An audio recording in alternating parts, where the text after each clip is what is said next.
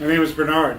I've been working in the cybersecurity field for over 20 years, with just as many years of education. There is a war going on that we are losing. I don't mean America or any other country. Every connected device and human on the planet are participants in this war, whether we like it or not. This war is happening through the networks, straight to our very identities. The attackers are unseen, and most people lack the proper knowledge to defend. Cyber war news is happening now!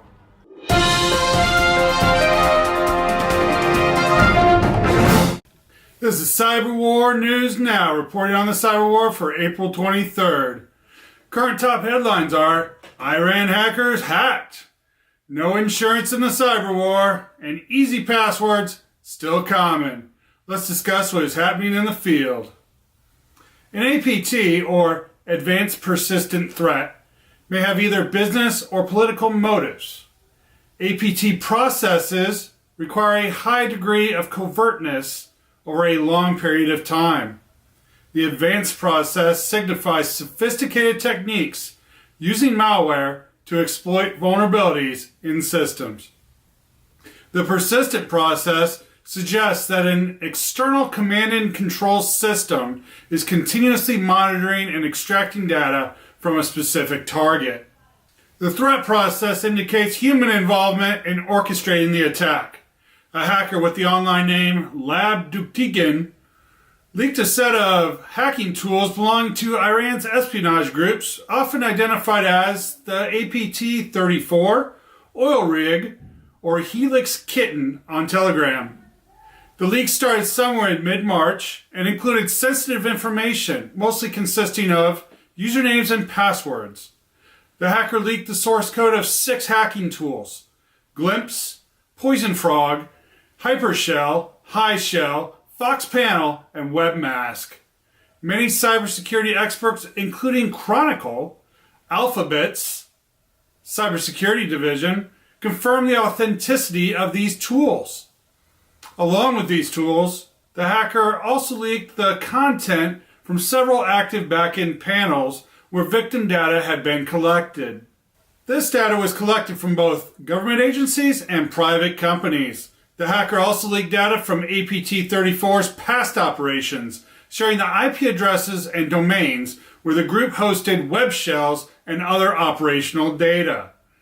Besides leaking the data and source code of the hacking tools, the hacker also made public personal information of the Iranian Ministry of Intelligence officers who were involved with APT-34.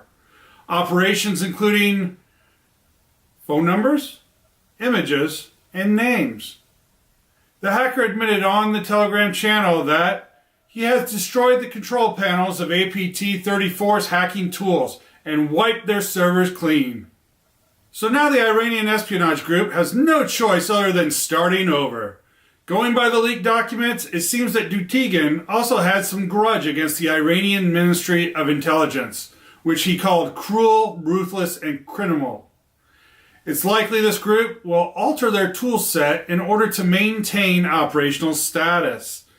There may even be some copycat activity derived from the leaked tools. Maybe the hacker should provide some signature files to ensure everyone is able to detect the tools. But who wants to live in the past? There is insurance for everything, and just as many ways for the insurance company to not pay out. Apparently there is a cyber war going on, and cyber insurance companies don't want to pay out. Multinational companies that have been purchasing cyber insurance policies to cover themselves in case of malware attacks and cyber hacks may want to read the fine print in their policies. In what is shaping up to be a major test case for the entire cyber insurance industry, Zurich American Insurance Company is refusing to pay out a $100 million claim from consumer packaged goods company Mondelez, which was one of the biggest victims of the infamous NotPetya ransomware attack in June of 2017. Zurich says the NotPetya ransomware attack was actually an act of cyber war, and therefore is not covered by the policy. Given the plague of data breaches and network security attacks at major companies around the world, the language in the cyber insurance policy was specifically designed to be broad and general enough to protect Mondelez in the event of any kind of cyber attack or hack. And NotPetya would seem to fit the definition included in the cyber insurance policy. It was a bit of malicious code that effectively prevented Mondelez from getting its systems back up and running unless it paid out a hefty Bitcoin ransom to hackers. Thus, the case would seem to be a relatively easy one of simply totaling up all the damage that resulted from the NotPetya ransomware attack, filing a cyber risk insurance claim, and waiting for Zurich American Insurance Company to pay out that claim, or a portion of that claim. That's exactly what Mondelez did. It came up with a figure of $100 million as the total damages resulting from the loss of 1,700 servers and 24,000 laptops, as well as the loss of thousands of user credentials, unfilled orders, and other related economic losses from the security breach. Zurich is digging in its heels and stating that it won't pay any of the claim by invoking a special cyber war clause. According to Zurich, it is off the hook for any payment of the claim if NotPetya was actually a hostile or warlike action in time of peace or war. According to Zurich, the NotPetya cyber attack originated with Russian hackers working directly with the Russian government to destabilize Ukraine. This is what Zurich has in mind when it uses the cyber war excuse to get out of paying the claim. To back up its case, Zurich American Insurance Company points to the official statements of national security officials from the UK, Canadian, and Australian governments, all of which blamed Russia for the cyber attack in February 2018. And more widely, the whole Mondelez versus Zurich Insurance Company case raises the question of what exactly cyber war really is. Would it cover Chinese hackers breaking into Pentagon computers and the computer systems of major U.S. defense contractors? Would it cover attacks by anonymous hackers on the U.S. power grid and other critical infrastructure? Would it cover cyber attacks on the nation's financial system, including attacks on credit card or credit monitoring companies? Arguably, all of these could be labeled an act of cyber war. One thing is certain, the world of cybersecurity is changing much more quickly than policies, regulations, and insurer products can keep up with. Zurich's refusal to pay for losses from the ransomware attack, claiming it was an act of cyber war, should be a warning signal to small businesses and multinational corporations that in the event of a major cyber attack, they will need to have the proper risk management defenses already in place to protect them.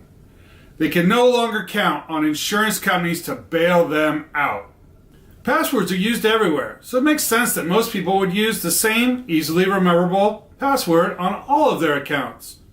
Fortunately, there are credential management products out there to help make them all complex, but some don't want to pay the $20 per year to use it. For those in the UK and everywhere else, a report about common passwords was released recently. Using simple and easily guessed passwords across various accounts is an exploitable gap in the British people's online security habits, a British government study has found. Many internet users did not know the best ways to protect themselves from cybercrime, with 23.2 million victim accounts worldwide using 1, 2, 3, 4, 5, 6 as their password, according to a survey by the National Cybersecurity Center released Sunday.